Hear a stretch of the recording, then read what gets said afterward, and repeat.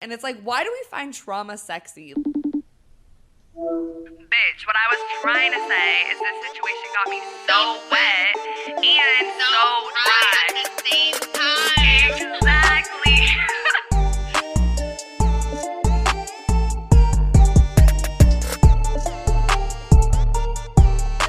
What's up, bitches? Welcome back to another episode of So Wet, So Dry. My name is Autumn, like the season. I'm a weed-dependent bisexual bitch, okay? And last week I was unemployed, but this week I'm back employed and I work in entertainment. Okay, and I'm Fiji, like the island, like the water. I have fucking terrible taste in men, which we'll get into later today. And I work in marketing and social media. If you guys are new here, welcome to our community of confused pussies. Pretty much every episode, we deep dive topics in sex, relationships, and identity through the lens of pop culture and internet trends. We also have a big community of confused pussies on Instagram and TikTok, so definitely check us out there. We do polls for our weekly episodes if you guys ever want to participate by voting or submitting comments, questions, and stories. We'll get to those at the end of this episode. Yes, and also, guys, we're doing a contest right now, like contest raffle. And essentially, you only have to do 3 things. You just have to follow us on Spotify, rate us on Spotify, and subscribe to our YouTube. Just send us screenshots of those things, and we will enter your name, how many things you do. Like, if you do all 3, you'll get 3 entries. And we have a bunch of people submitting, but not that many. Like, there's definitely a chance that you could win, you feel me? And if you do win, we're going to pull the winner on Thanksgiving. We will send you $100. So happy Thanksgiving, bitch. So just, head over to our Instagram. We have the rules linked in our profile and everything. But yeah, submit yourself. I would. Like, I want money. Right. Exactly. So let's start our episode how we always do, talking about what we're so wet and so dry about in this very fucking moment. So Autumn, you go first. What's got you so wet this week?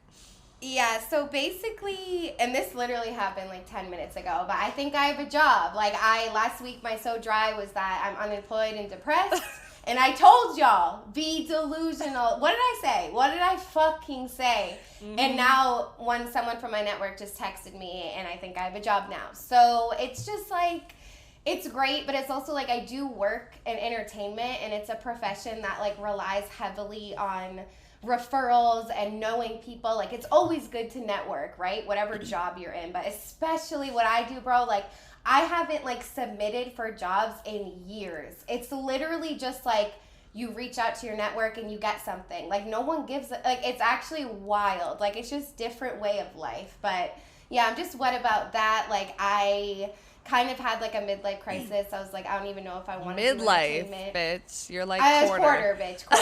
Quarter. And I was like, I don't even think I want to do entertainment, but now I'm like, yeah, I do. Like, I don't know. Like, I don't know what I want, but I'm happy that I have a job. And it's a good show to work on, so I'm excited. Okay, there we go. So money coming in. Manifestations working Flowing. out. Money. Flowing. So I'm so wet because last night I went to a Horrible Decisions show live. It was the first time I've ever seen a podcast live. And if you guys haven't heard of Horrible Decisions, they're like a sex and relationship podcast. They focus on kinks. They're also really good friends. Super funny. I love it. I'll tag in the description. But the live show was really cool. Like, I don't know what I was anticipating. Like, I kind of thought it would be like a regular podcast, just like live. But It was a lot more like they had a different kink person. They had a pregnant woman do like a lap dance burlesque thing. Story. Yeah, and then they had some other girl on those like hula hoop things. And then they also did a lot of like audience participation stuff, which was really just like, honestly, it was hilarious. But it's just, it's always good to like get ideas from people who are really like killing it in the sex relationships podcasts network. And I'm just like, maybe one day we'll have live shows, Did anyone like go on stage? Yeah, so did you raise your hand to my I was like tempted, but I was in the balcony. I mean, they did pick people from the balcony, but like I don't know. So Mandy just went through a breakup, and like she's been like celibate and everything like that, and she's like looking to start like dating people again. So they had like a low-key like speed dating thing where she turned around and Wheezy asked like people questions like 3 people went up, and that part was fucking hilarious. Like, there was this one girl that went, like, honestly, all 3 of them were hilarious. It was, like, 1 dude and, like, 2 girls. And it just the audience, like the whole community was just so cool, and it makes me excited for like building our community and being able to interact with them. Like, yeah, it was just that's dope. So dope. Yeah, I'm jealous. Okay, and then this week I'm so dry. One like 4 hours ago or like 2 hours ago, I don't know.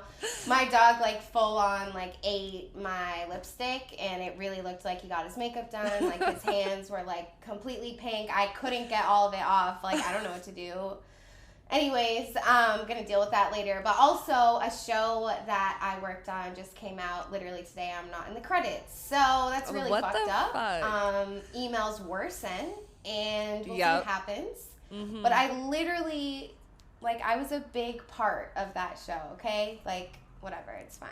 I'm going to get it. Right, and everybody else was credited in it. And you literally found one of the main people, didn't you? Thank you, Fiji. Yeah, Thank they you. need to, like, get on that ASAP. And it was not easy. Like, we're not going to say what the show was, but it was a hard damn show to cast, bro. Let's just be like, no one would want to be in that situation. Yeah. And I found someone who was down, so. Who's a main fucking part of it. Like, ew, goodbye. They better, said they should write you a good check for fucking missing I would rather that. Keep honestly. My name out. I mean, put your name in still regardless, but also the check. Both. True. We want both. We want financial compensation. I'm so dry. I wasn't going to talk about it, guys, but I'm going to talk about it because I'm feeling unhinged. So I'm no longer talking to my man who's not my man, the one that I've been talking to. It recently happened like 5 days ago, and I'm feeling okay about it. We've had no contact.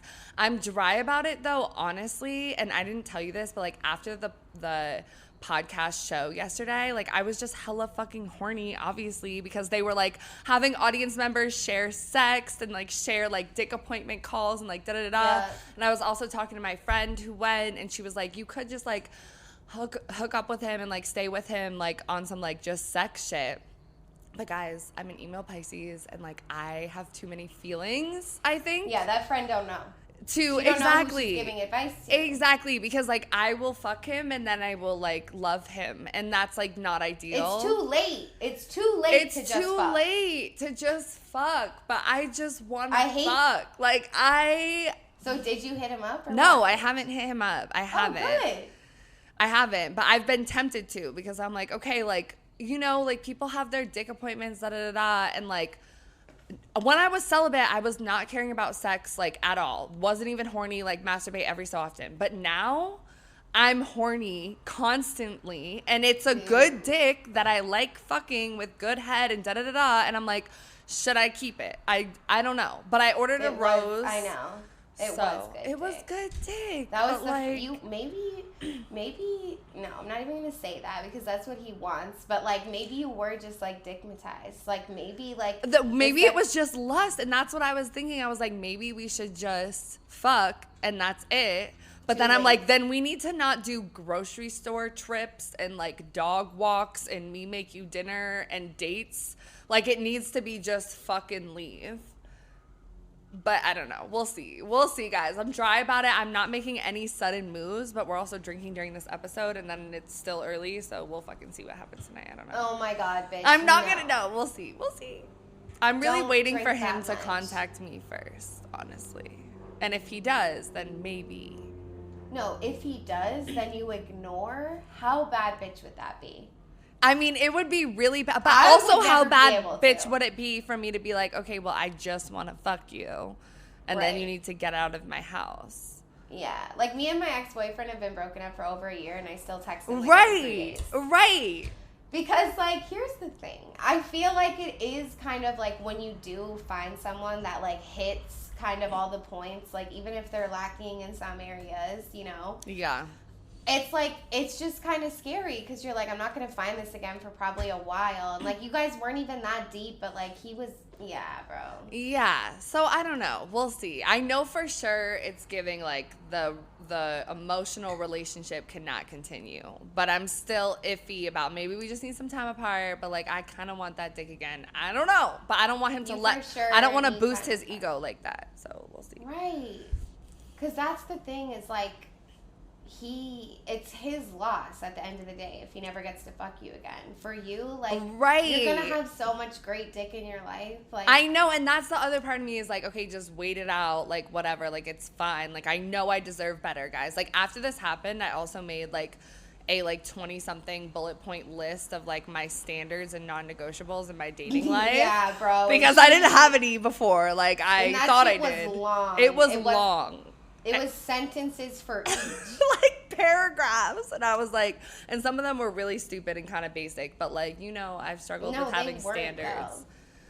Yeah. So I don't know. We'll see. But we're up in the air and yeah. We'll see what happens. We'll see. So basically today we are talking about the whole like phenomenon about why do we like bad boys so much? Why do we like bad girls so much? Like, did we grow out of that phase of liking bad boys and bad girls? We're also going to talk kind of about like movies and people in pop culture that kind of exemplify this bad boy, bad girl idea. And like, because a lot of it comes from the media, as we all know. That's where everything fucking comes from.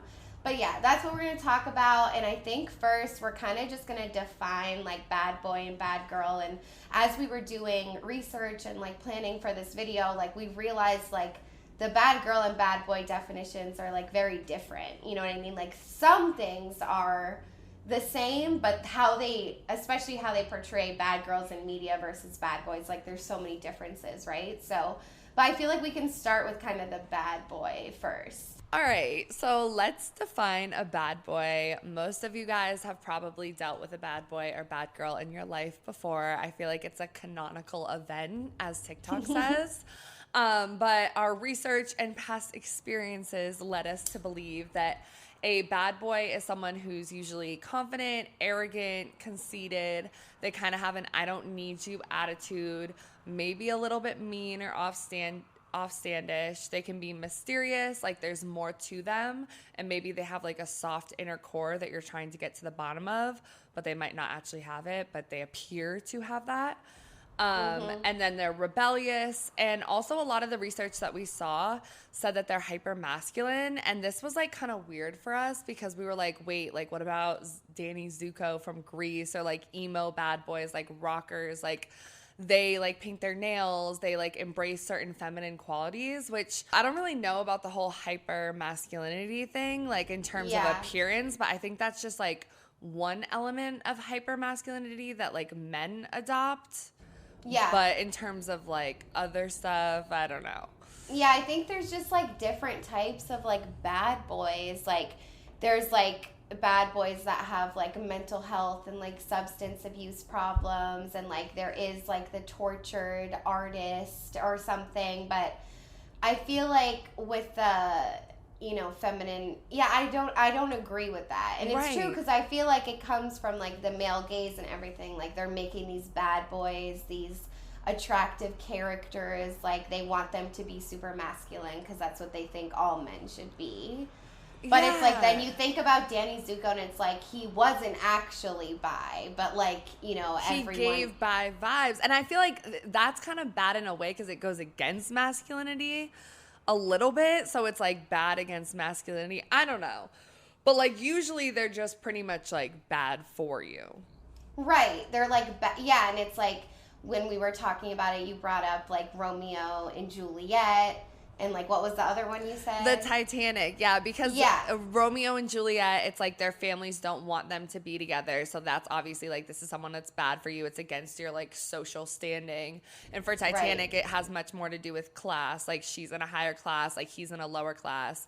So I think that's, like, a big thing, too. Like, it's not necessarily that they're just rebellious, but it could be these qualities that just don't fit with who you are. Right. It could be both. And I think that's like so interesting, bro. And then when it comes to bad girls and everything, it's like it can be the same in terms of like the tortured artist or like the rebellious, confident, like dominant, masculine energy even, you know what I mean? But I think a lot of times, like when you think about the bad girl, you really have to think about the male gaze versus the female queer gaze, because I think a lot of bad girls to me like are queer and they're like really hot and I want to fuck them, you know what I mean? But it's like there could be bad girls that are like, you know, not queer, they are straight and they're like hyper sexualized by men and like made to look like really, really sexual. But yeah, with the queer thing too, like I don't know why I just thought of like Joan Jett, and she was like kind of like an OG like bi icon, gay icon, even though she wasn't like explicitly like came out.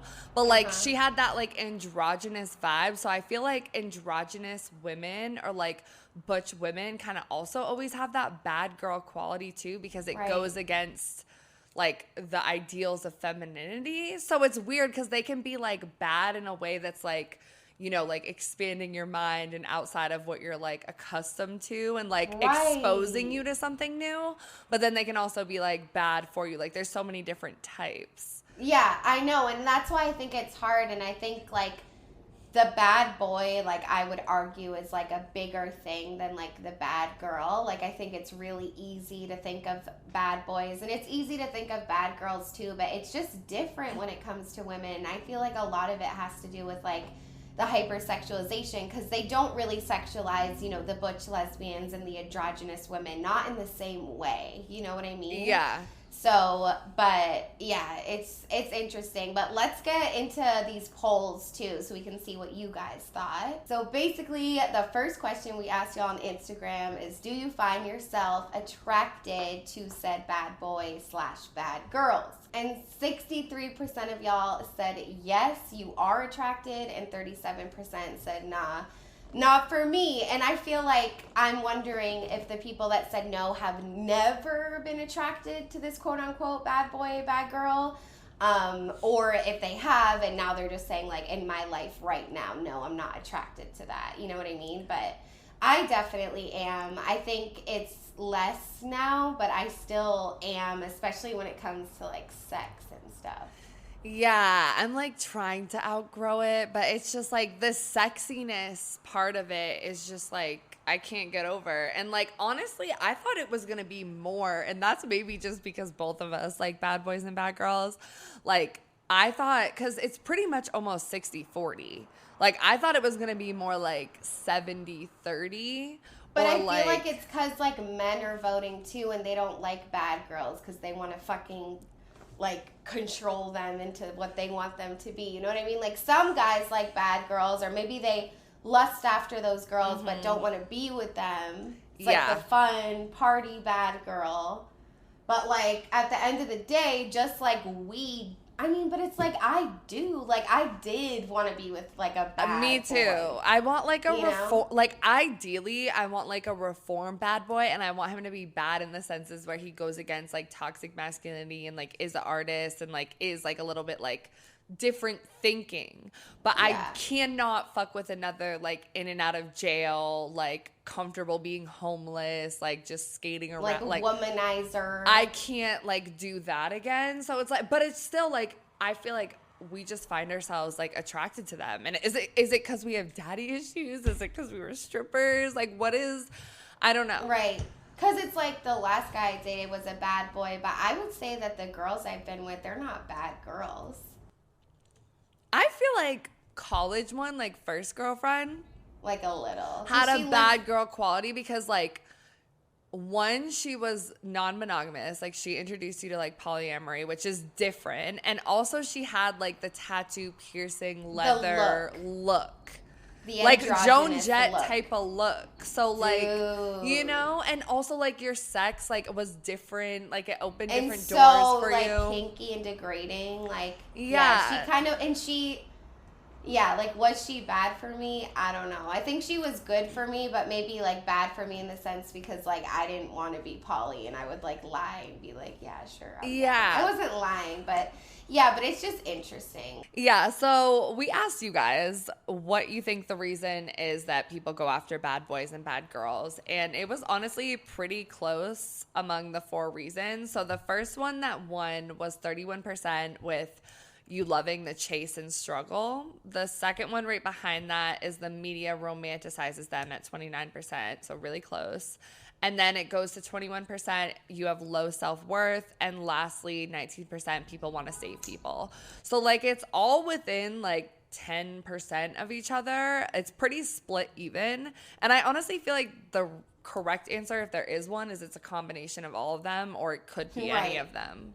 Yeah, they all kind of like work together and they're all valid reasons. I feel like if I had to pick, like, I would say for me, I think it is because of the chase and struggle and probably a little bit of self-worth stuff for sure too. Yeah. Like those are my top two, because I feel like just the chase and the struggle could mean so many things, and that just like really brings it all together, because I feel like people have internal struggle that's like hot. But then it's like also the struggle of, they don't want to be with you. They do want to be with you, and that like push and pull thing. And like we've talked about that a lot on the podcast, but I feel like as we get older, the push and pull, like it is sexy, but it's sexy for a shorter amount of time.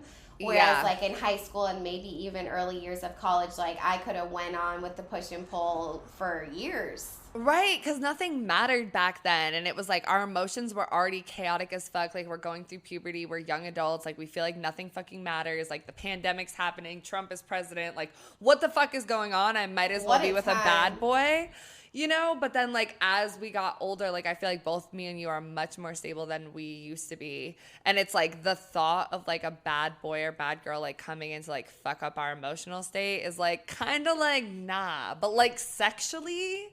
Yeah. And that's why I feel like it's possible to create the like foreplay of a bad boy, bad girl like in your relationship in a healthy way without falling into the trap of what it does to your soul. Right. And like the low self-worth stuff and all of that, like we read an article about how kind of like bad boys give good girls like a release from like being a good girl. So if you're like, struggling mentally, like you have low self-worth and you meet this person that like is just bad, that's their normal every day, like, it's all about perspective. Like they might not even know that they're bad, but like you and your life, you just look at them like, I don't know how you live your life like that. And it is kind of like freeing, because they're never going to tell you like, oh, don't do that, it's not safe, or like blah, blah, blah. Like they just do, like it's kind of. Yeah, like they kind of push you to grow in a weird way and like be outside of your comfort zone. Like even when you think of like how we mentioned the Titanic and Romeo and Juliet or like whatever, and we're going to mention more other like movies later on, but it's always like this person that's kind of like your opposite, that's like showing you this new world and like giving you this new feeling you haven't like felt before. Like there's like something about them you can't figure out, and like that's sexy. And it gives you like a project, quote unquote, which is also what it said in the article. It's like something to do to like preoccupy your mind, and that's where like the unhealthy stuff and toxicity kicks in, because you're like so like zoned in on that person or whatever, like depending on the bad lifestyle. Like it could mean so many different things, but. Yeah, and it also like, especially for women with bad boys, and honestly with bad girls too, like women are taught so much from society to be good, like ways that you're good and things that are bad, like being hypersexual is bad and like all this stuff. So like it does feel like especially more freeing, versus I feel like men with bad girls, it's more like a porn guilty pleasure type of thing that's almost always been available to them, but it doesn't like hold weight in their real like life or impact their identity as much. I don't know. Yeah, I know, it's weird. Like honestly, now I'm like, maybe that like bad boy, bad girls should be 2 separate episodes. Yeah, we honestly be trying to do too much, y'all. I swear to God. But I think the porn thing is really interesting. Like, is the bad girl the same thing as like the hoe that they have on the side? Like, not necessarily, but bad girl does kind of give side bitch, Yeah, because I was even saying, like, I forget if I said this in the beginning, but like even like bisexual girls, I feel like are seen as more bad because they like go both ways, and like women who do sex work, or women who are okay with being the mistress or the other woman, like like women who have different ideas against what the patriarchy considers for women sexually, like are free usually the nipple. Yeah, exactly. Like take your top off, like whatever, like wear risky clothes, like are all seen as just bad. In terms of the sexual quality of bad boys and bad girls, there was a study done on young men and young women in the UK, and it was pretty much trying to figure out if it was sexually compelling to be with people who do drugs and drink. Like And turns out it was, despite all efforts to sensitize youngsters for the dangers of smoking and drinking, male tobacco and especially alcohol use bring attractiveness benefits in short-term mating situations, which I think is really interesting because that's kind of what we were saying. Like, it's attractive, like, in a sexual way in the short term, but, like, women don't necessarily want to, like, settle down with them kind of thing. Right. But it's like anything that's bad for you is kind of sexy. And I also, like, not to bring in the, like, Fiji big words, but I feel like it's because in America too, we live in a puritanical society that was built on religion and all of this, like, sex is bad, you shouldn't drink, like, we had prohibition, we had all these things that were still happening underground, which is why I think, like, queer people are also seen as, like, inherently, like, bad boys or bad girls, because they tempt this, like, thing to go against society. But yeah, I don't know. I mean, I definitely have had a fucking problem being more attracted to people who have drug issues and substance issues and party and all of that. So, and I feel like it started early for me, like late middle school, early high school. Like, it was definitely really attractive, I think, back then, especially because, like, we weren't of age. It was, like, the first time you really got drunk and all of that. Like, especially being a freshman, like, getting absolutely, like, fucking plastered. And, like, the older guys, like, yeah, like, it's really hot. Like, I remember the first time I smoked weed. Like, I think it definitely adds, but I feel like now, like, I don't know. I've never really been with someone that has, like, an actual substance problem. So I can't really, like, speak to that. But I feel like it's definitely in line with, like, drug dealers as well. Because, like, they don't necessarily have a substance problem, but their whole life is about, like, drugs and selling. So, you know? Yeah, and I think with the substance problem, too, for me, like, I don't think I've always been with people who had substance problems, but the ex that I dated for the longest period of time definitely had substance problems. And I also feel like substance problems and trauma go hand in hand. And usually people who have been through a lot of trauma and are unhealed, like, have that mysterious quality. And it's like, why do we find trauma sexy? Like, why do we find, like, broken people? And it's so funny. I remember one time my friend Sean was like, we were talking about someone, and he was like, I was like, I don't think he's cute. And he was like, yeah, because he doesn't have, like, the trauma glimmer in his eyes or something like that. And I was like, Loki, you're so right. Because, like, I really do be so attracted to people with fucking issues. And I don't know why that is, but, like, I think it's just the bad, like, it's everything that they're so connected.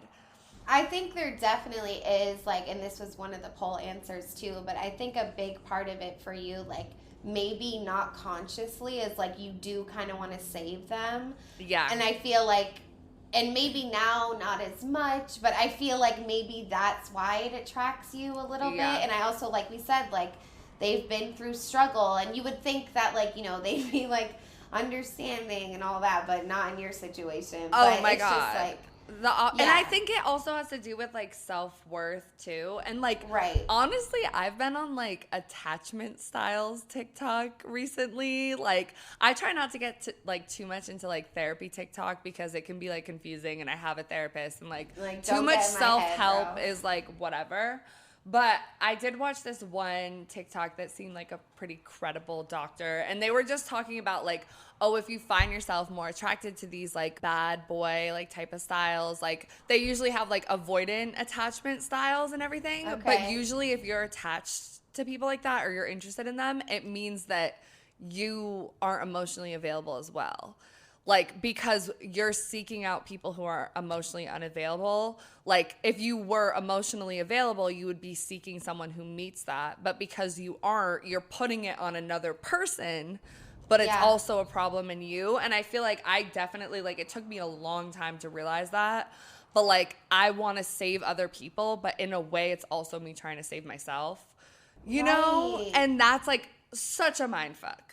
Yeah, no, it really is. My therapist has definitely said shit like that to me before, because it's like, even, like, I've had a lot of long distance relationships and things like that, and it's like this safety of, like, it's not really gonna work out, like, you know what I mean? Like, and I feel like going after unemotionally available people when you're unemotionally unavailable, Jesus Christ. It's like, it's kind of like there's nothing to lose, and it feels very safe and comfortable. Like, it doesn't really feel like the real thing, because you know that they are, like, deep down that this is never going to be anything. Like, even with my ex, it's just like, you just get so comfortable. But yeah, that really hits home. Jesus Christ. Yeah, because you can, like, it's so fucked up, but, like, low-key, like, project your shit onto them too and be like, oh, well, it's all them. Like, I don't have to do any healing. And, like, I'm not saying it's 100% that. Like, my ex, like, we've talked about before, was abusive and, like, da-da-da. But I feel like a good, like, it was a way for me to escape my own healing in a way, because I'm so focused on this person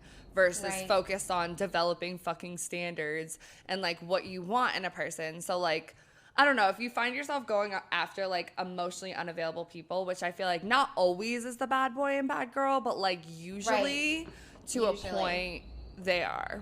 Yeah, because either they're, like, a player, or they just don't want anything, or, like, they're, so, but I feel like that's just, like, a really good one example of, like, the low self-worth thing. Yes. Because, like, essentially, like, if you had higher self-worth, you would know that you're emotionally unavailable. You shouldn't be in a relationship. You'd be working on yourself, like, blah, blah, blah. And, like, obviously it's, like, a wave. Like, you're never just going to be, like, straight set from here. I have high self-worth 24/7. But I definitely feel like that feeds into it. It might be, like, obvious, but I don't know. The more we talk about it, it's just, like, I feel like this bad boy, bad girl, like, it really just means so many things. And, like, now I'm just, like, because it could also, like, we didn't really say this before, but it's like you think of the bad boy, especially in media, as, like, super popular and, like, really out there. But I'm thinking, too, like, it could be someone that, like, gets bullied, you know? But it's, like, they're still hot. That's the thing. Like, all bad boys kind of have to be hot, though. And I feel like, yeah, definitely. But there's also a thing, like, I had reposted this meme today, too. It was something like when the, like, quiet, socially awkward guy turns out to be, like, an undercover thought or something like that. Right. And I feel like that's, like, another thing where it's, like, you think because they're quiet and mysterious that they aren't fucking with bitches or, like, whatever. There's, like, that type. And then there's, like, the popular football player that's, like, whatever and, like, a womanizer. And I feel like that also goes for heterosexual relationships with the bad girl and the bad boy, because in a lot of, like, early 2000s, 90s movies, there was, like, the bad girl, like, the sexually promiscuous girl with, like, kind of the nerdy guy. Right. And then she, like, exposes him and, like, shows him her tits or, like, whatever, and that's, like, a wet dream type of thing, too. Yeah. And I guess that's, like, opposites also, but I feel like it's that, again, like, dynamic of, like, someone who's, because it could be the popular girl with the, like, the boy on the edge, and then vice versa. Yeah, and it's the same thing of, like, they're, like, opening you up to, like, a whole new world, and it's, like, even, like, for the nerdy guy, it's, like, a project for him to now, like, learn, like, what this bad girl does and, like, kind of exist on that side of life with her, like. But I feel like we should also say, too, that it's, like, we like to, like, be the bad girl, you know, especially when it comes to women. For me, like, I definitely want to be, and that's why I'm like, I've never been with any. It's like, bitch, you are. I'm like, I've never been with anyone that doesn't have substance abuse problems. I'm like, bitch, because you do. Like, right.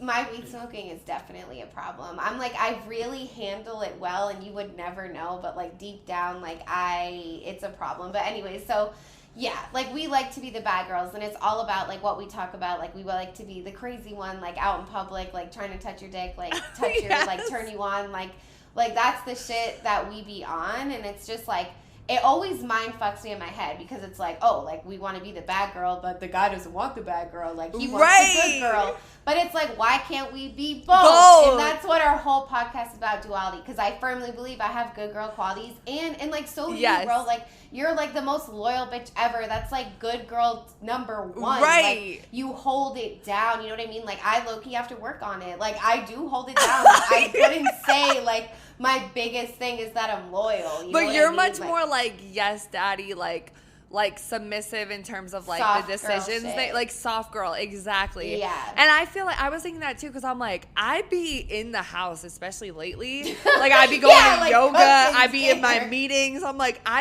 and sometimes I be having identity crises. Like, no, I'm supposed to be the bad girl, and then I'm like, no, but I need to be more good. Like, which one is the right fucking one?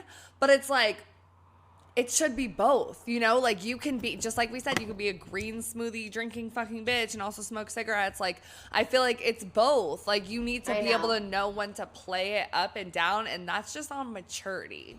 Right. And when we were like 19 years old, like stripping, like being a cunt to our friends, like smoking, doing coke every night, like we were definitely the bad girls in some bitches' stories. You know what I mean? Yeah. Where it's like we still like read books and meditated at the end of the night, but nobody knew that. Like, you know what I mean? Like we're definitely giving. So it's like that's a different type of bad girl. Like, because we weren't cunts to our friends, but, like, I definitely said some mean things. Oh, yeah. And I feel like I've definitely like been the bad girl. Oh, when we went off on that bitch, she deserved it, though. Okay. But I was thinking, too, like, I've definitely, like, I'm a very loyal bitch, and I feel like I've been a good girl in relationships. Like, I'm a good girlfriend. You are. Like, you low-key transform. Exactly. But when I'm single, like, there are so many men, guys, that I've either, like, flirted with, went on dates with, had sex with, whatever, that I am definitely the bad girl in their story. Because I've either ghosted them, I've never talked to them again. Like, I've had men be like, oh, you're a man-eater, like, oh, this, that, the other thing. Because, like, I really, like, don't give I'm very, like, pick them up when I want them and put them down when I don't. But it's like, again, duality, because I feel like that's normal for single people. Right, sort but of. It's hard.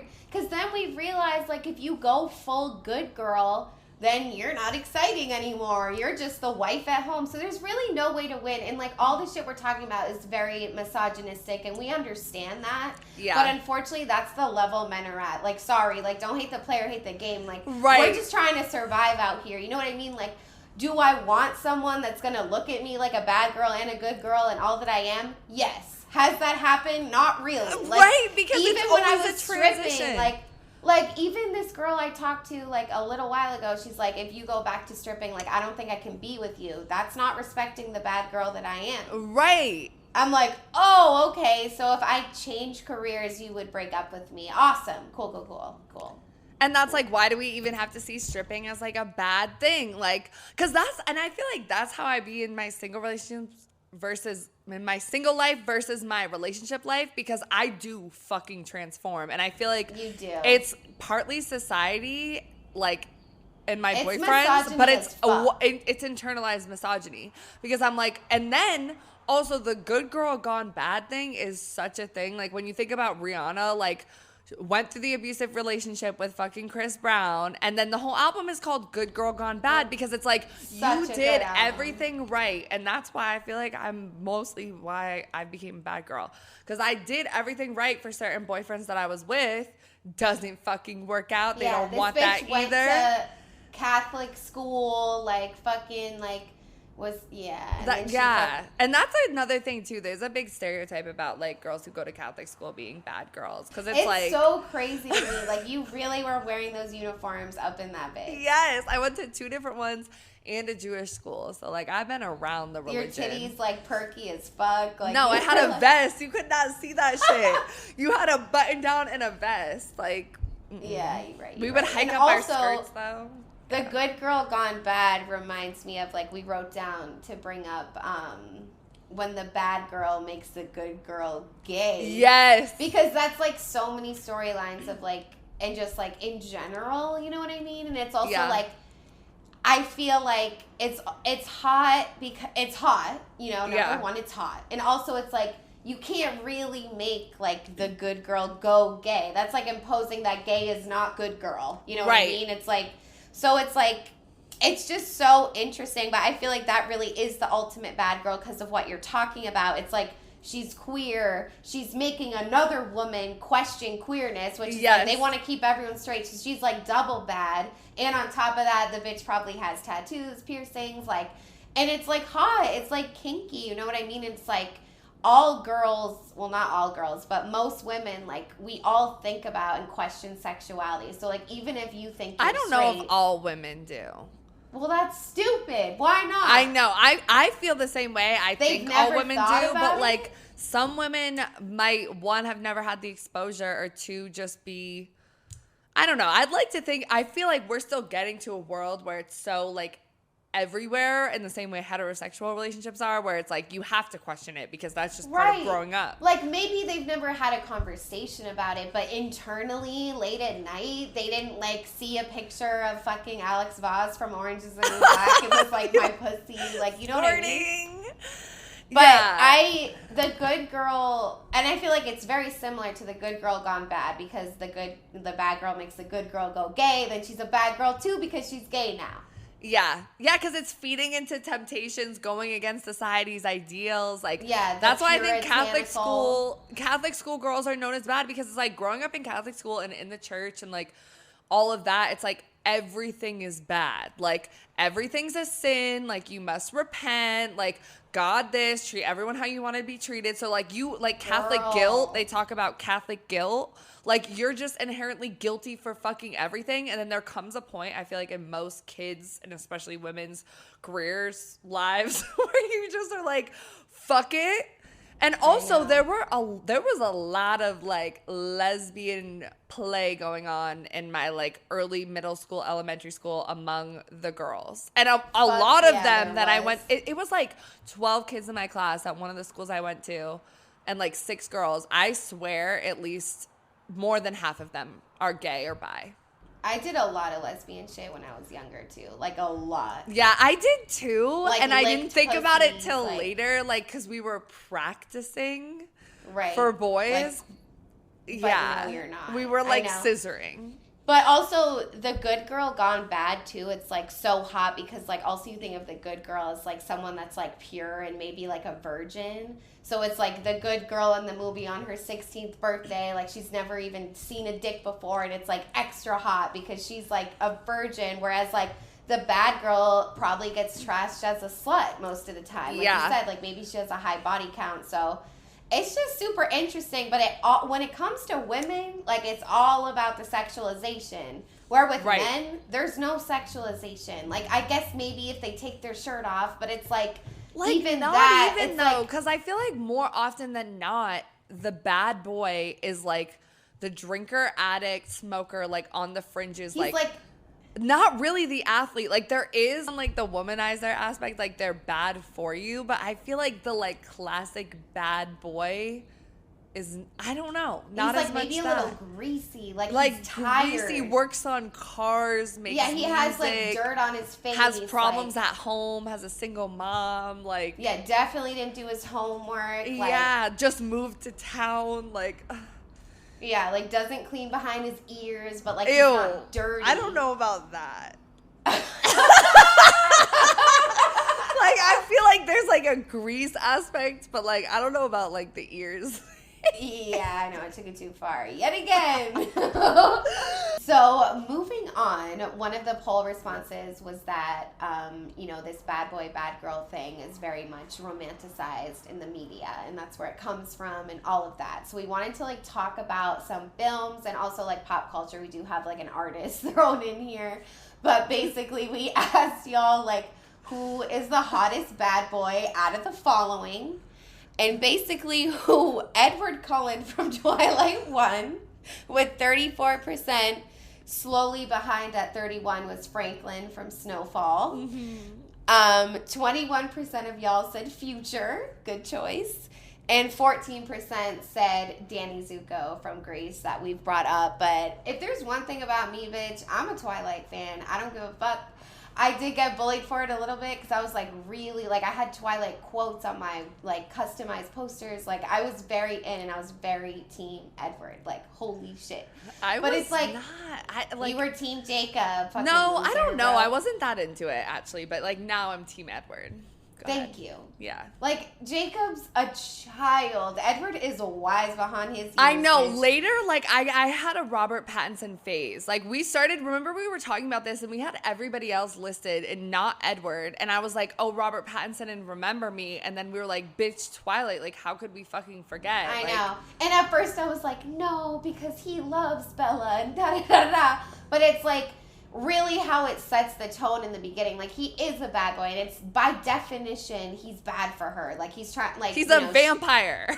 Right. And like, he basically, like, she wants to turn, like he's gonna make her lose everything. But it's like, if you watch the whole have you seen all of the movies? Yes. Okay, so it's like, he's good, like, we like him, but I you know, whatever, he is a bad boy, like, for sure, especially like those first couple of movies, like, the music's all, like, you know what I mean? Like, he doesn't show up. And he's mysterious as fuck because she's always like, what up with your eye color? Like, you know, like, what up with you? Like, and he's tortured. Like, there's that whole, like, because he, like, smells her, right? And he, like, wants her. Like, that also, that's, like, low-key, like, you know how we said we're the bad girls, too? Like, we love that low-key where it's, like, we know someone wants us sexually, but, like, they're trying to keep themselves from having us. Right. Like, you know, but she wasn't really, like, she was intrigued by him, but, like, I don't know. Like, the scenes where, like, they're, like, about to hook up and she's like, please, like, I want to just try. Yes. And he's like, no, I can't. And he, yes. like, shows her.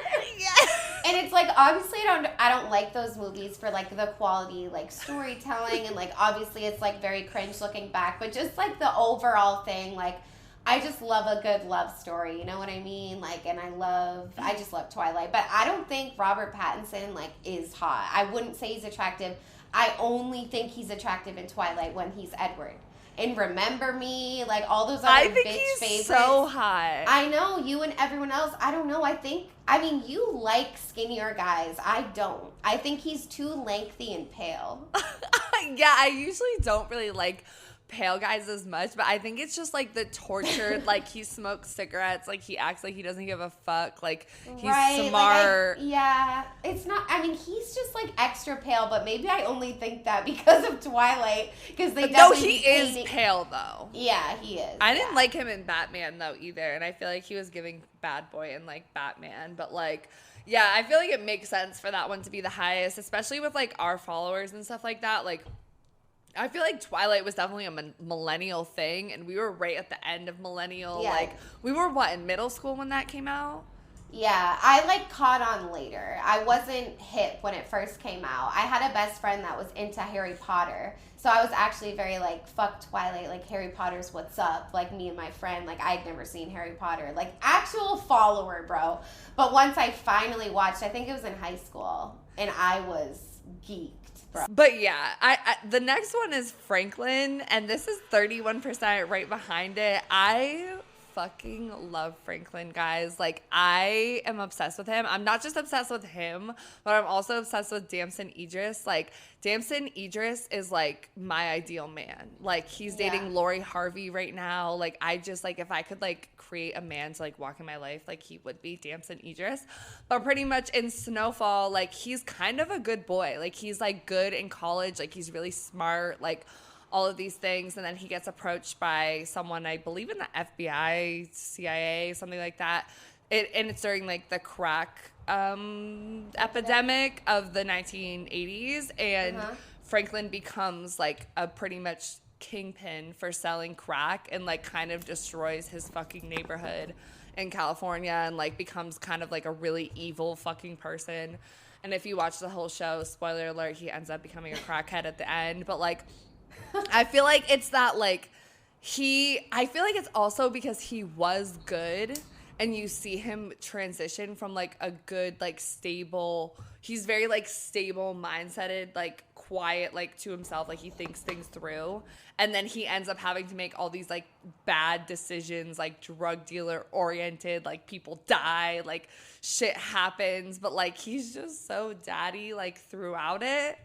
And, like, it obviously ends in a really fucking depressing way with him just, like, his life falling apart. And I feel like that's another thing about the bad boy and maybe bad girl, too, is a lot of them, like, and even when you think of bad girls, like, iconic bad girls in the media and like pop culture, a lot of them have tragic, sad lives. Towards the end, like Marilyn Monroe, I feel like she would be considered a bad girl. Like Amy Winehouse, bad girl. Like even sad. Whitney Houston a little bit. Yeah, because whenever drugs get involved and stuff like that too, and fame, like you're fame, done. drugs, Money. fame, pressure. Like a lot of people's like looking up to you to make the decisions. There's all this pressure and like things fold. But, like, I don't know. I fucking love Franklin. Yeah, it is. I know. sad. Franklin's a crazy name. But, like, And I feel like that plays into it, too, because it's like you wouldn't expect a Franklin to be, like, bad. But, again, he started as, and that's part of it, too. Like, I feel like especially, and that kind of plays into, I think, Black masculinity in America, too. Because he really was, like, a good, smart kid. And then he was approached by the CIA to, like, create this in his neighborhood and tear down the Black community. So he was also like in the middle of like white America trying to oppress people, but also he was making a lot of money and like all this stuff too. So I feel like it definitely speaks a lot on like Black masculinity too. But yeah, love Franklin, and it's just so tragic, and a lot of bad boys are tragic. But the next one is Future. And guys, we put this one on here because I don't know if you saw, but I went on, some of my friends have a like podcast media type of company called Creative Lenses, and I did like an interview series with them, and one of the questions that they asked was if I would like a Future or a Russell whoever the fuck.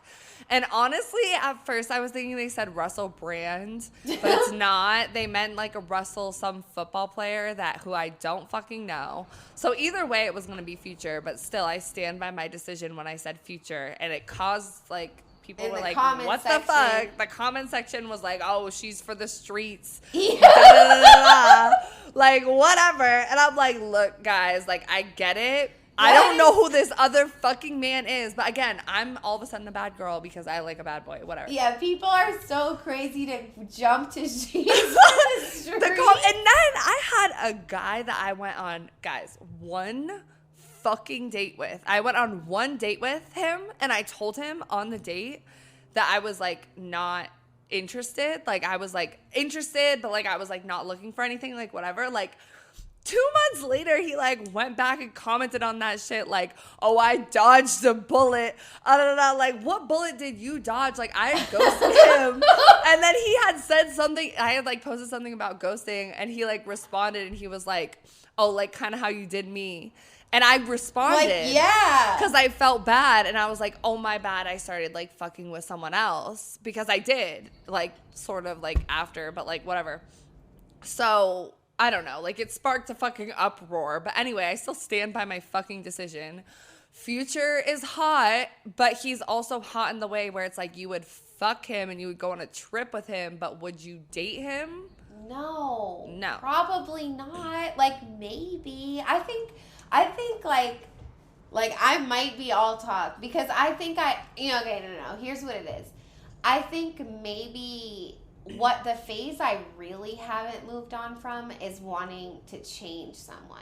So like make a bad boy become like a little less bad. You feel me? And that's the ultimate thing in media too. Like a lot of these examples we chose. Well, Edward.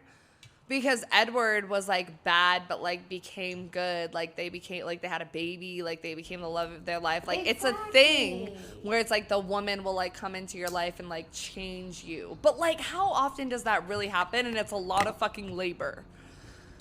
Yeah, I feel like it mostly just happens in movies. Right. And I think it's so fucked up. Like, I really do. Because why have I literally wanted that since I can remember, like, thinking thoughts? Like, is it divorced parents? Like, I don't know. Like, But I feel like it also, because we had talked about this before, like, when you were with the last guy you were with, and you were like, oh, like, I just wanted it to be, like, you know, because he's a music artist, you were a stripper, like, it's that idea of that, like, bad Bonnie and Clyde. We were going to be Cardi and Offset. Right, Cardi and Offset, which, like, that relationship, I mean, I think they're cute as fuck, but they clearly have their fucking issues. And I was the same with my ex, because he was on his P shit, and I was a fucking stripper. But it felt like I was like, oh, we can make it through this struggle. Like, and then we're going to be like, we're going to have the greatest love story ever. Yeah. Like, we were literally some Bonnie and Clyde. Like, that's what I wanted. Right. Because it's also the struggle and the chase. Like, it's this promised amazing ending that you think is going to happen. But, like, how often is it fucking legit? We should stop.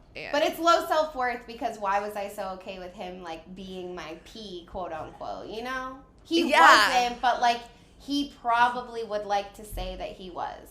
Yeah, he probably would say that to, like, his homeboys and, like, whatever. I'm gonna throw up you. And the last one, Danny Zuko, I feel like he's, like, the classic. Like, I feel like most people have, like, all seen Grease, you know what I mean? So...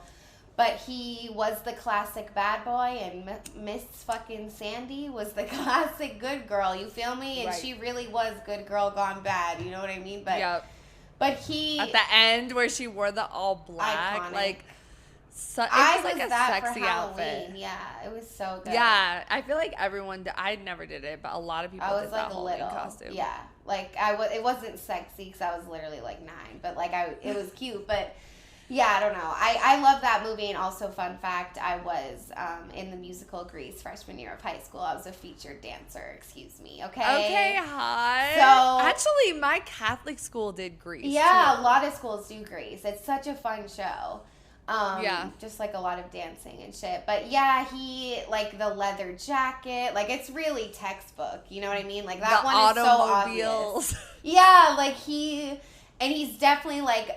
You know, the masculinity thing is off the charts. Like, they be, like, humping when they dance. I hate, like, that move. They also have that element of, like, he, like, acts a certain way around his friends, but then he's, like, actually really in love with her, like, type shit. Yeah. And I feel like that's definitely a thing, too, that, like, us girls be, like... We have our intuition, and we be, like, thinking that they're like that, but, like, sometimes they really aren't. Yeah.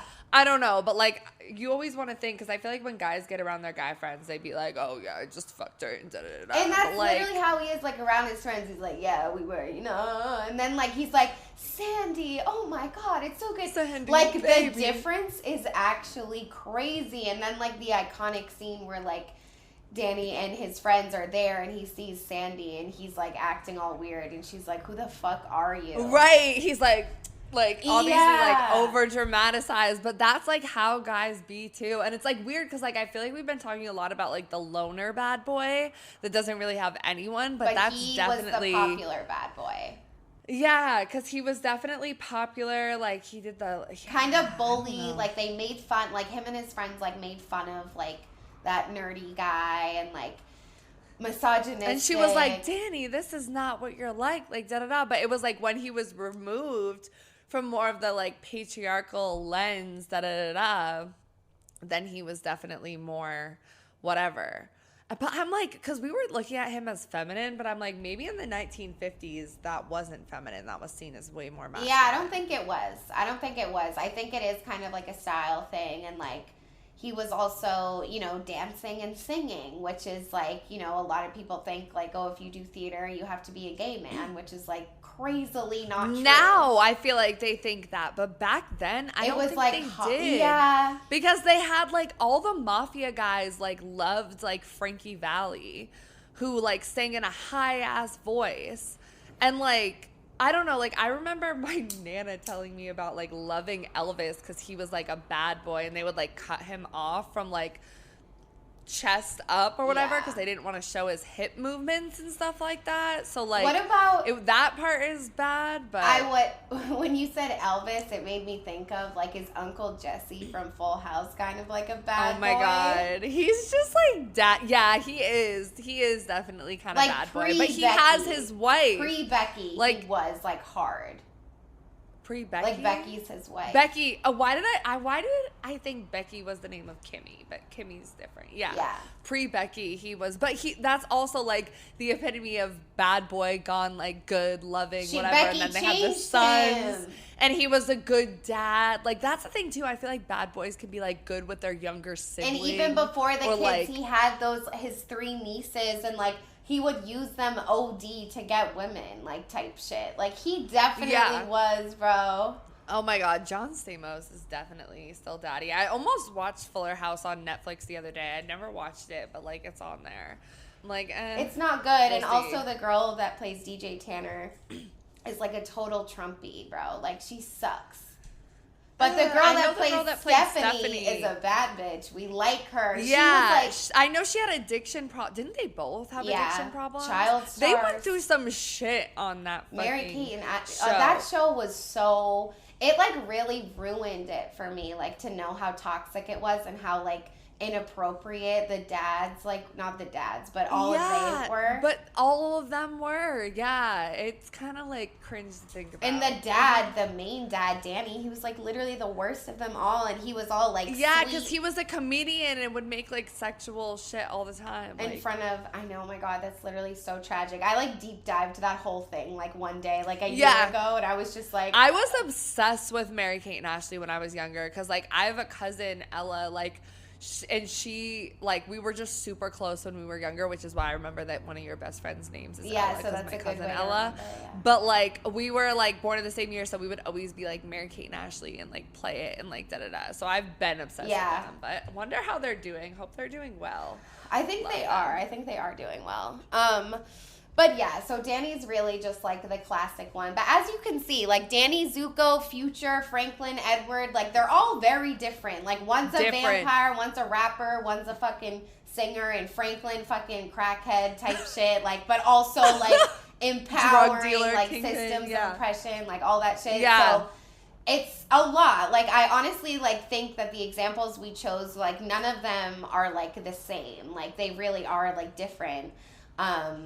So... And I feel like it also shows what different qualities you may be attracted to, like why you're attracted to a bad boy and stuff like that. Like, I feel like with Danny, it's like, oh, like, you know they have a soft interior, so you're trying to get, like, to the inside of the whatever. And then, like, Future, it's like the womanizer that, like, you want to turn. And, like, Franklin is, like, the, like...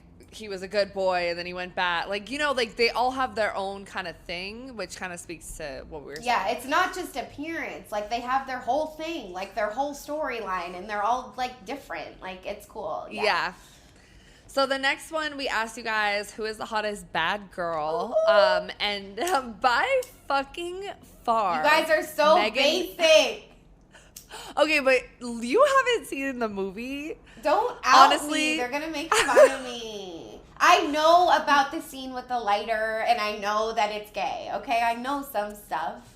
Okay, but that's the interesting thing I'm going to get into. So the first one that won by far was Megan Fox as Jennifer Check in Jennifer's Body, and it was 61%. And then Halle Berry at 22%, Alex Voss from Orange is the New... Halle Berry and Catwoman at 22%, Alex Voss from Orange is the New Black at 11%, and Shane from The L Word at 7%. Shane at 7% is homophobic. You guys are actually homophobic for that. It's because y'all don't know who Shane is. And Alex, honestly. If you know who Shane is, comment below right now. Like, please, because what the fuck?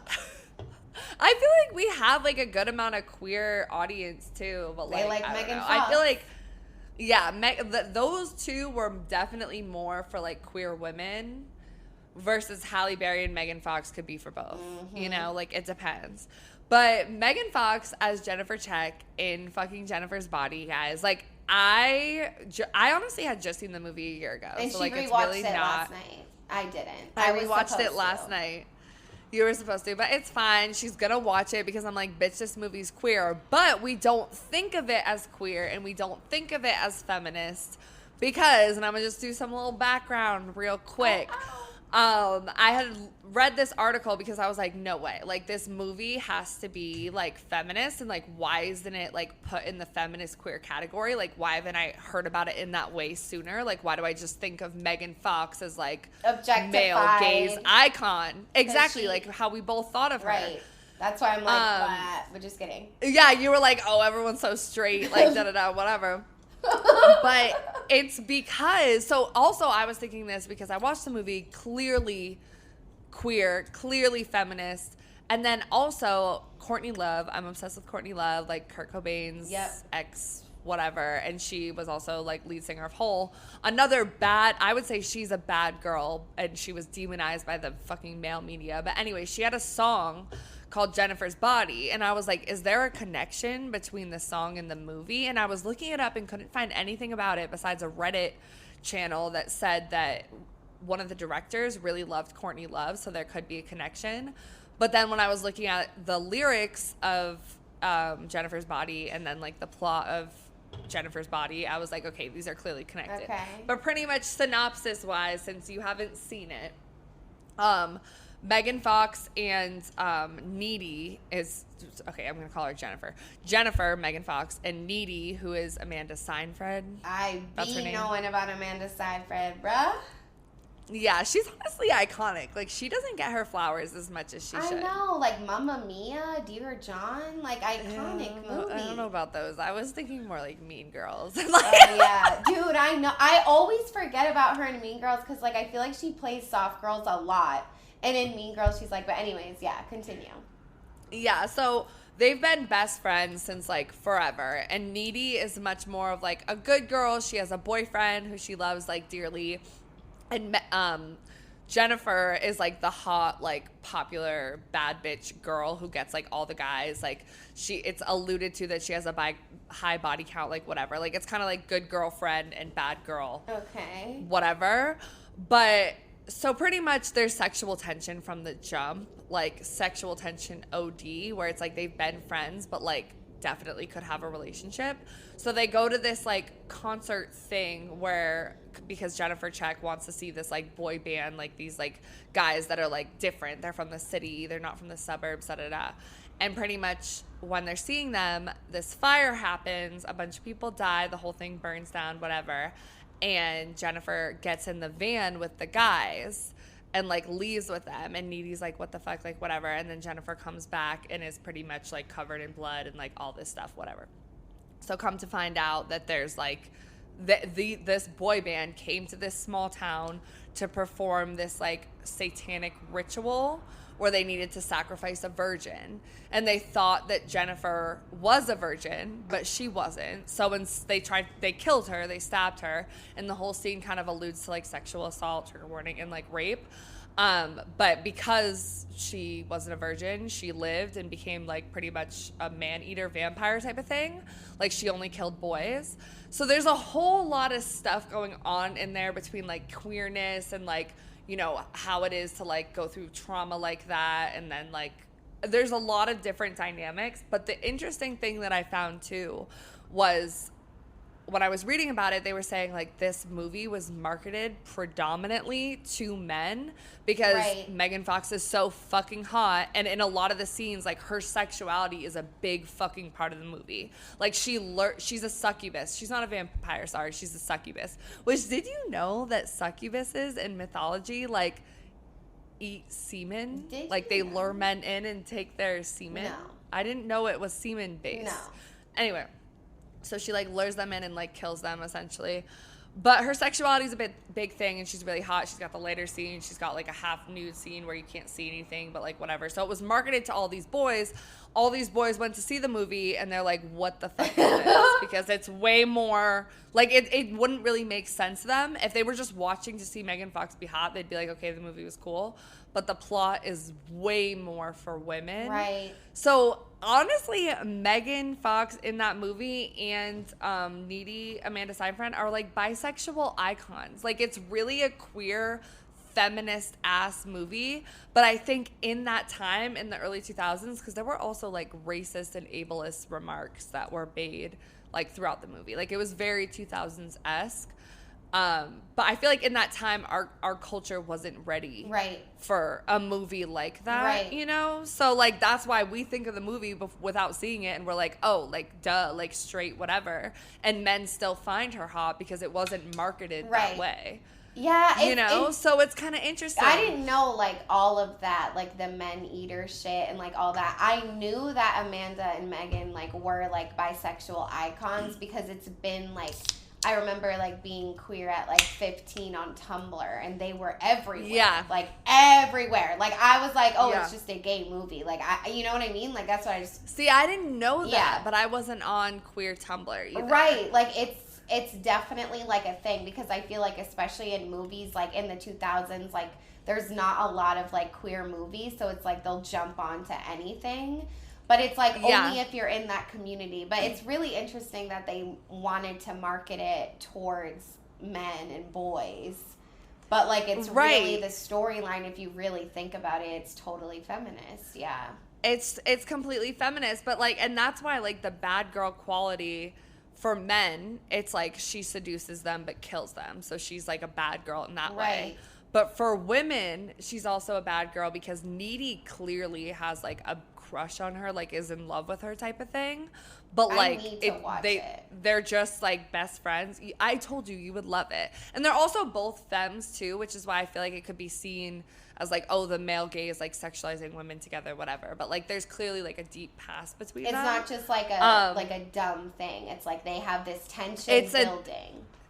It's a like Needy probably is more in love with Jennifer than her boyfriend. Like it's like definitely like a thing. And what was I gonna say? Why is her name Needy though? I know, but I think and her last name is Lesnicki. I think they did that on purpose because like Les whatever. But like and like Jennifer would make fun of her, and like they would hold hands and like have these moments, but it was never really anything. And then when Jennifer's like bad, she like kisses her, and Needy is like, whoa, like whatever. But it's that temptation of like a gay girl like coming onto you, but you being like, oh, like no, because you've been like stuffing those feelings inside yourself and you don't want to be like outwardly lesbian. Yeah, and it just seems like this is such a good example too, because like Jennifer really is like multiple examples of the bad girl. Like she's bad because she's like some like men eater shit. She's bad because she has queer undertones. Like she's bad because she has a high body count. Like damn, you know what I mean? Because I feel like bad girls, like bad boys need to be hot, but I feel like I guess bad girls need to be hot as well. Like I feel like both bad girls and bad boys, like they do need to be hot. Like if we're gonna set like a definition like that, because I think it does kind of like add to it. There's probably like there's circumstances where someone's so confident it like makes them hot, so maybe they don't really need to be. But I don't know. I really want to see the movie. I just think that's such a good example. Like she really is the ultimate bad girl. So whatever, you guys nailed it. Like whatever. Yeah, I know. I honestly like forgot how queer and feminist it was until I rewatched it. Like, yeah. Because of the way we think about it in media, and it's funny you said about Tumblr because I wasn't like on that part of Tumblr. Yeah. But like she really is a bisexual icon, and her non-virginity is what saved her from being killed. Like you know, like that's so crazy. There's so many layers. Like I low-key want to write an essay about it, bro. Like I'm obsessed. I'm sure mad bitches from Emerson did write an essay about it. Oh yeah. Definitely. It definitely is like a classic. Want to pause. Okay, moving on to my favorite, Miss Alex Voss from Orange is the New Black. She was low at 11% because y'all are haters, but basically, no, she's just like my newest obsession lately. I don't know, but she is like this like drug lord gal that like literally would manipulate like women to like help her in her drug business, and she'd be fucking them. And just emotionally manipulating them, sexually manipulating them, like a lot. There was this one scene where, like, her and Piper was about to, like, get on the fucking plane with all these drugs, like, super illegal and scary. And she was like, Alex, I don't want to do it. And she would be, like, try to seduce her, be like, you're going to be fine, you're going to be fine. And then she's, like, being seduced, so she's like, okay, like, whatever you say. And, like, it's just really bad. So obviously, like, for most of the show, like, Alex is in jail, so she's like in a rejuvenating type of process, but they show everyone's backstory, and like she was definitely a bad girl, like pre-jail, you know what I mean? Like she was having a risky business, she had an edgy look, like very queer, you know what I mean? Like dark hair, tall, like definitely dressed like dark colors, like she was edgy, like she was still femme, like she wore like lipstick and all that, but like yeah, she was a bad girl. She did a shit ton of drugs like all the time, and she totally corrupted Piper, who was a quote unquote good girl that had like a normal day job, like great relationship with her family. And was straight, too, right? And, yeah, was straight, essentially. I mean, she was, like, questioning, I think, but, like, definitely Alex was the first woman she ever slept with, been with, loved, like, definitely her, like, whole coming out story. But, yeah, I just think she's really sexy, but I think she's a great bad girl. I love her character so much. Yeah, I feel like Orange is the New Black, too. I remember that being, like, a big thing when it came out among, like, straight women, too. And I feel like it's because there was a lot of queerness in the show. And it was, like, bad women, like, the whole bad girl vibe, like, tempting you to go gay type of thing. Right. And Poussey wasn't a bad girl at all, but straight bitches love Poussey. Like, do you remember who that is? the short-haired one? Yeah, and she's kind of short in general too, but she's gay as fuck, and she's just like nice though. She's not like bad girl energy at all. Like she's like normal. But she has the look. Yeah, I mean she just has short hair really. Like that's it, you know. I mean it's hard. They're like in jail fucking costumes. Like but in the backstory. But anyways, yeah, I know that show has a lot of queerness. I think I just chose Alex because like I want to fuck her. You feel me? Yeah. Yeah, as you talked about in our last episode, if you guys missed it, on a masturbated to a compilation video of her that she created. Super creative. Always. Okay, the next one, which was second after Megan Fox, was Halle Berry in Catwoman. And I had thought of her, but I had to watch the movie to like confirm. And Halle Berry in the movie as Catwoman, I forget her real name, but I knew Catwoman is obviously like an iconic bad superhero, supervillain. Right. And like in the Harley Quinn show, like the cartoon. Yeah. Catwoman is also like bad sexy. And remember, like they're both like before they come out as like Poison Ivy and Harley Quinn as like being gay for each other. Like Poison Ivy kind of has like sexual tension with Catwoman. Yes. But anyway, like Halle Berry as Catwoman, there's like this one scene where she's like fucking with the like cop guy and like he doesn't know that it's her or whatever, and she's like, oh, like you don't like bad girls or something, and I'm like, okay, yeah, she's like definitely a bad girl. But I think it's also again the good girl gone bad thing. It's like she wears like the super sexy like all leather, like she has these like impulses to like steal jewelry, but then she'll like steal the jewelry and leave a thank you note after. So it's like I feel like that's attractive to men too, because it's like she's half a good girl and she's half a bad girl. She's doing the duality, baby. Yeah, and I like how they made it queer in the Harley Quinn show for sure. But like I feel like there's a lot of like bad girls supervillains in like DC and Marvel, right? For sure. And we're not hip about that sort of like world. You're probably more hip than I am, but it's a huge world, bro, and I know nothing. You know what I mean? Like, but that's such a good point, and I totally forgot that Catwoman was in the Harley. I love that cartoon. It's so cute. Like, right, I'm obsessed. We watched that. It's honestly like my favorite. Yeah, we still need to be them for Halloween, but. I know. Yeah, that was a great example. And then the last one, Shane from The L Word. If you're queer, you've probably seen it. If you're queer and you haven't, it's totally fine, but you should watch it. There's even like The L Word Next Generation, like 2, that's like out and like Fletcher's on it. I haven't even seen the episode with Fletcher. I'm just like, the OG L Word is like just where my heart is. Like I think the new one's good, but it's just too modern. Like I like the L Word because it is slow and it's like weird editing choices. Vintage. Like it was a different time. The outfits, like it's very just. But anyways, Shane's just like the ultimate player. Like she gets mad bitches. All the bitches want to fuck her. You know what I mean? Yep. She has mommy daddy issues for sure. Like she does not have a good relationship with her family. Like I don't know if I'm remembering this correctly, but I think she was kind of like. I don't know if she dealt with poverty, but she had a lot going on. Like, she definitely was, like, in struggle. And I feel like she, like, numbed herself by, like, having sex with all these women. And they would always fall in love with her. And, like, she would break hearts. That was the other thing about her is, like, women would get obsessed with her because she's so hot. And she has that confidence and, like, all this shit. But, yeah, she's just, like, an iconic fucking lesbian character, like, till the end of time. I think her and Carmen were just so hot together. Like, their sex was wild. Like, I should make a compilation. They have some really good... Okay, they even played this game in the show that's called Too Hot. And basically her and Shane and Carmen would hook up and they would be making out and like on top of each other, but their hands would be like this, like they can't touch each other. And then whoever touched first, like that person would have to like be like the sub and like do everything for them or whatever. So I've played it with my partners before. What? Like I brought up this game, I'm like, okay, this game from the L Word, like we're like texting about it, like kikiing, like it's fun.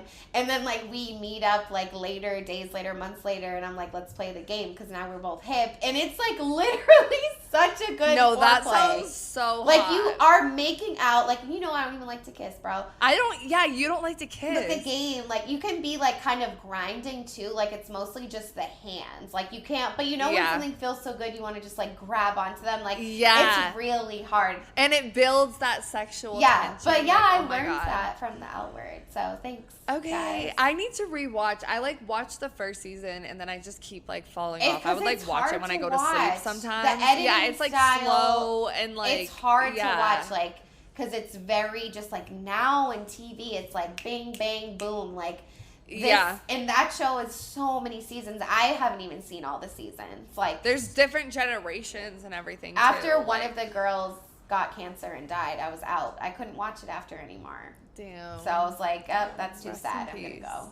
It's not the same anymore. Rest in peace. Okay, so yeah, based off of everything that we just talked about, like all the characters in the media, I feel like it's pretty clear like how we romanticize them for sure in the media and how it's like fed to us. But let's get into different examples too, like queer, straight, bi, all of them. Like it's definitely like a thing. Like especially the sex quality. Like we're just drawn to like bad things and bad people and complex individuals. Right. But let's get into some stories before we wrap up the episode with our final thoughts. So this is our first listener story. Someone said bad boys are bad for a reason. And yeah, they're bad for you for a fucking reason. And usually that means, you know, you should probably fucking leave them alone. So. Right. And it's just like, yeah, it's just not it. And it's just like, also, I feel like that really goes with like, you can't change someone. Like, they're bad for a reason. Like, you're not going to be able to bring them out of that. Right. Like, only they can bring themselves out if they want to. Or they can just be a bad boy, bad girl. Like, let them live. Don't be with them, you know? Right. Want better for yourself. Someone submitted talking about savior complex, which we did talk about. I said that, you know, I thought like maybe with you, like you like to save people, like that's a big thing because these bad boy, bad girls are projects. They're, you know, people to really like get kind of addicted to in a sense because it is like a rush of adrenaline depending and just like being with, you know, these types of people. It's very, like just encompasses your whole mind, you know? Yeah, definitely. So, like, if you find yourself saving people a lot, you probably need to work on your savior complex in therapy and stop projecting it onto other people. The next one was kind of funny. Someone said, why isn't Rihanna in here? And honestly, like, we brought her up, like, when we were talking about how, like, the Good Girl Gone Bad album, which is the first Rihanna album that I had. I remember my dad bought me the CD, and I was, like, obsessed. But Rihanna is definitely, we didn't have any women music artists in there, but like Rihanna for sure, I would say is a bad girl. 100%. We but were good like, girl too. We thought about her for sure. And like, especially in her and like, Bitch Better Have My Money and like that video of her like on top of the car, like, and she totally is like a bicon too, you know what I mean? Yeah. So, yeah. And she's flipped it, and now she's with A$AP Rocky with like 2 kids and all that. So like that gives me hope for us bad girls out here who have been through abusive relationships, trauma, own their sexuality, Like I hope we can have an arc like and Rihanna. She deserves the world. Yeah. The next listener story is I like the bad boy trope where he hates everyone but me, and literally same. And I was talking about this, I think in last week's episode when I was like, you know, I like the shy girl that's never really done anything sexual. Like they only want to fuck me. Like they don't want to give anyone else a chance. Like they don't feel comfortable. So yeah, like, you know what I mean? It's like, or it's like the popular mean girl that like is so nice to you and fucks you in secret, but she's mean as fuck at school to everyone else. Like, yeah, bro, I agree. Same, because honestly, my whole, like, how I love quiet men, like, I love quiet men that, like, don't have time for anyone else, but, like, will be, like, give me special attention, like, definitely. We need to make that, like, a fucking tank top or thong soon. Someone's gonna steal it, bro. Like, it's too good. No, it really is. Guys, don't be stealing our shit. Like, I mean, if they make it to the end of the episode. Anyway, next one. The last one is I'll romanticize everything. I'll romanticize about being in love with bad boys / bad girls, but I'll never actually give them a chance. And honestly, this is what I aspire to. This is what I'm trying to be like. I don't know if the last guy that I was with was necessarily a bad boy, but he definitely had the, like, emotionally unavailable quality. And I feel like that's just, you know, you gotta work on yourself. The attitude, like, you gotta work on yourself. You gotta be like, you know, I deserve better than this. I deserve a partner that shows up for me completely, and maybe they used to be a bad boy or bad girl, but they are healed, whatever. I'm always gonna find them sexy. I don't fucking know. I'm probably always gonna watch porn about it. I don't know. Oh, definitely. Yeah, we're working on it. But, like, again, like, you can take these, like, elements and, like, with the right person, you could, like, role play. You could do other types of things. Like, there's a way. There is a way. Who are you telling? But yeah, so those are our listener stories. I really liked this episode, and we're gonna wrap it up now with our little end segment, talking about what we're wet, dry, and confused about the topic.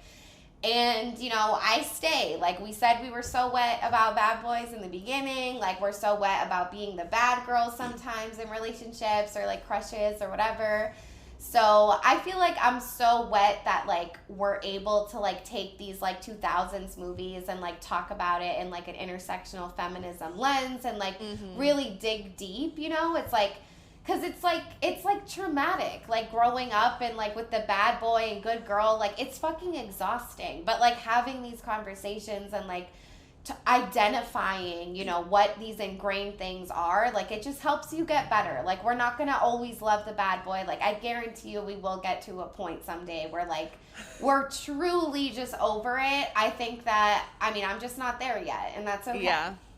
Yeah, it's okay. It's a journey. I'm what about the same things. Like, I honestly feel like it's good that whenever you can take something away from, like, your identity and be like, this is a flaw within myself, that, like, I always go after these people and be like, okay, maybe it's because the media romanticizes them, and, like, maybe it's because it was fed to us, and, like, all of those things, and be like, okay, like, put it into perspective, and then, like, work to unlearn it. So I feel like just through this episode and, like, us just, like, identifying with liking these people, we're making a step towards being better. We're self-aware, bro. Right, we're not scared self-aware to say like where we are. Like, is it embarrassing that I've been in the bad boy phase since 7th grade and now I'm 25? Yes. Maybe. Yeah. Can other women relate to me? Absolutely. So I'm so wet about that too. Yeah, and honestly, like, that makes me think, because, like, part of the reason that I was at least thinking of this episode, too, was all the things on TikTok that are, like, you know, leave him alone, he just wants this, da-da-da-da. Like, I feel like so many of us are used to fucking with bad boys that we end up in these, like, algorithms on TikTok. Right. That, like, talk about bad boys, and I feel like that can also be, like, messy and dangerous. Like, I don't know. I guess that's the part that I'm, like, dry about it, because, like, at the end of the day, part of, like, being a bad boy and bad girl, it's, like, there's so many different qualities, and everyone is a complex individual, and like everyone is going to have something bad about them for you, but it's about how you work on yourself and they work on themselves individually, and then you come together. So like, I don't know, like I think just because someone like maybe I'm not opposed to being with a drug dealer if everything else about them is a good person and how they treat me, right. You know, like, and, or like, especially when it comes to things about like poverty and like class and like things like that, like some of those we need to pull apart a little bit more and be like, okay, like, you know, like allow room for growth and allow room for your mind to expand beyond like what is good and bad in society. But again, always go back to like what's good and bad for you as an emotional person, you know? Right. Yeah, it's basically like you've got to accept people as they are. No one's ever going to be perfect. But like at the end of the day, like we need to not like be attracted to bad boys, bad girls that like have mental health problems and like are doing drugs. Like that's just not. Yeah, romanticizing their trauma now. Right, romanticizing trauma is huge in this generation. Like it's actually terrifying, and I think part of it is like we've been open about trauma. You know what I mean? I blame Tumblr. Right. Yeah, exactly. And then I feel like what I'm confused about, I think the bad girl definition still confuses me a little bit just because I think it's all over the place when it comes to like queerness and stuff. Because like there's no really like queer man bad boy, you know what I mean? Like it's really very like... I mean, I think there could be, we didn't really talk about that, but there could be for like the straight man who's questioning his sexuality, I guess the gay man could play that role too. And that's a big thing for gay like in men. Glee? I didn't really watch Glee, but I know a lot of my gay male friends do be fucking a lot of guys on the DL. Yeah. And I feel like it could be a thing for them, but they don't talk about it. We never hear about it. Right. So yeah, it's just like, it's confusing and it's hard to like put a direct definition to all this stuff, but I feel like overall, like, we did talk about like all the different types of like bad boys, bad girls, because there's a lot of them.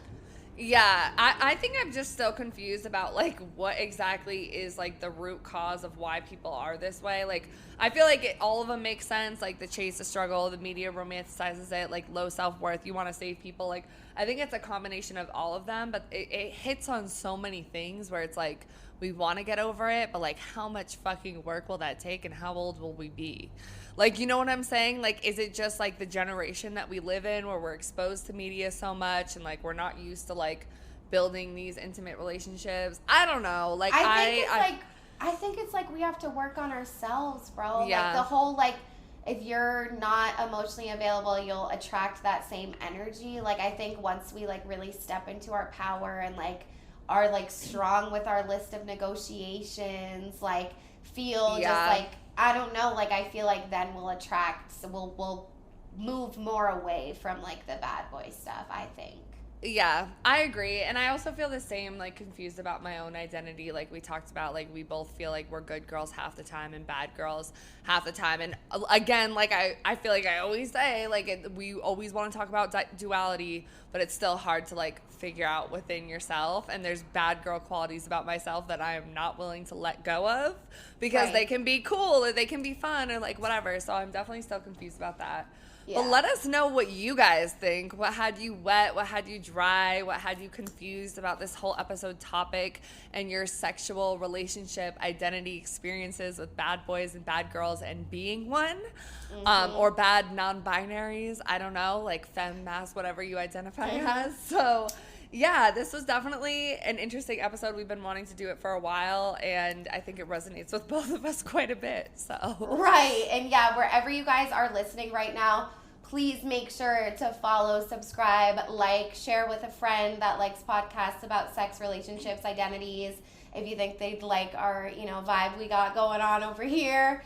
And yeah, just follow us on every social media platform. Like we said, we're doing a contest. You want to win $100, head over to our Instagram. Rules are linked on our profile. So we love you guys. I hope you guys like this episode, and we'll catch you in the next episode. Bye. Bye. When they're in school, have 3 jobs and a gym membership. Anytime there's a car involved and I'm in the passenger seat. When a girl is mean to me. When they're wearing sunglasses and I can't tell if they're looking at me or not paying attention to me at all. Both are hot. When they have like 1,000 unanswered texts on your phone. Like, how the fuck do you even know 1,000 people, bro? When they know that the tomatoes don't go in the fridge. When you need something and she just has it in her bag. Bitches with baggy pants and a little crop top.